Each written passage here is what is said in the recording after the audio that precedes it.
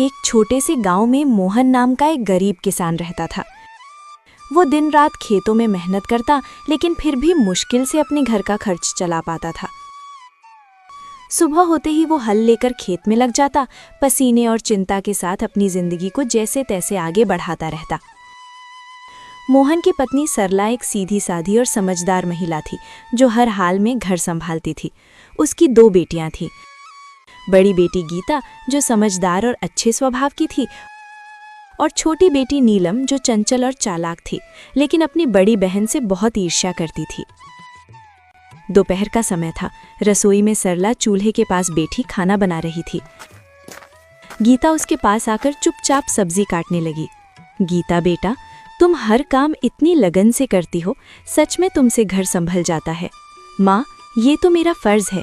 आप इतनी मेहनत करती हैं तो मैं कैसे पीछे रह सकती हूँ। तुम्हारी यही बात मुझे सबसे अच्छी लगती है, शांत स्वभाव और समझदारी। इतना कहते कहते अचानक सरला को ध्यान आता है, अरे नीलम कहाँ है? सुबह से दिखी ही नहीं। नीलम, ओ नीलम! सरला जोर से आवाज लगाती है। कुछ पल सन्नाटा रहता है, फिर तेज कदमों की आवाज आती है। नीलम गुस्से और चिड़चिड़े अंदाज में रसोई में अंदर आती है। क्या है माँ, इतनी जोर जोर से क्यों बुला रही हैं? मैं कोई खाली नहीं बैठी थी। बात करने का ये तरीका है? मैं बस पूछ रही थी कि तुम कहाँ थी। नीलम हंसते हुए तंज में, आपको मेरी क्या चिंता होगी? आपको तो बस आपकी आदर्श बेटी गीता की ही फिक्र रहती है। गीता, नीलम ऐसा मत बोलो। नीलम गुस्से में बीच में काटते हुए, आप चुप ही रहो दीदी, हर वक्त अच्छी बनने का नाटक मत किया करो। सबके सामने सीधी साधी बनती हो और सारी तारीफें भी तुम ही ले जाती हो। नीलम, बस करो नीलम, ये जलन तुम्हें गलत रास्ते पर ले जा रही है। हाँ, जलन है मुझे, क्योंकि मुझे हमेशा आप दोनों के बीच में छोटा और बेकार महसूस कराया जाता है। आप दोनों को तो बस एक दूसरे की अच्छाई ही दिखती है। दोपहर की तेज धूप खेतों पर चमक रही थी। मोहन अपने खेत में हल चला रहा था।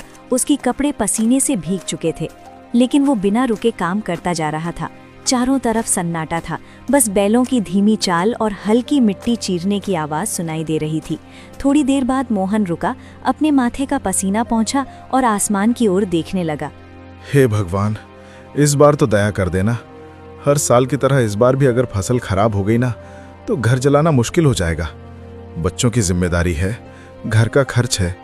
कब तक यूं ही जैसे तैसे चलता रहेगा? वो गहरी सांस लेकर फिर आसमान की ओर देखता है। बस भगवान, इस बार कोई मुसीबत मत आने देना। बारिश समय पर हो जाए, फसल अच्छी हो जाए, ताकि मेरे बच्चों को थोड़ा अच्छा जीवन दे सकूं। इतना कहकर वो फिर से काम करने लगता है। तभी दूर से कोई आवाज लगाता है, अरे मोहन! मोहन मुड़कर देखता है। उसका दोस्त रामलाल उसकी तरफ आ रहा होता है। क्या बात है भाई, आज तो बड़े सोच में डूबे हुए लग रहे हो। क्या बताऊं रामलाल, किसान की जिंदगी ही ऐसी है। मेहनत तो पूरी करते हैं, लेकिन सब कुछ ऊपर वाले के हाथ में होता है। बिल्कुल सही कहा तुमने। इस बार तो मौसम भी कुछ ठीक नहीं लग रहा। कभी ज्यादा धूप, कभी अचानक बादल। हाँ, बस यही डर लगा रहता है। अगर समय पर बारिश नहीं हुई तो सारी मेहनत बेकार चली जाएगी। लेकिन मेहनत करने वालों का साथ भगवान जरूर देता है। देखना, इस बार सब अच्छा होगा। थोड़ा माहौल हल्का होता है, फिर रामलाल मुस्कुराते हुए पूछता है, अच्छा छोड़ो ये सब, बताओ घर पे सब कैसे हैं? भाभी जी और तुम्हारी दोनों बेटियां कैसी हैं? सब ठीक हैं। सरला तो हमेशा की तरह घर संभाल रही है, और मेरी बड़ी बेटी गीता, वो तो बहुत समझदार हो गई है।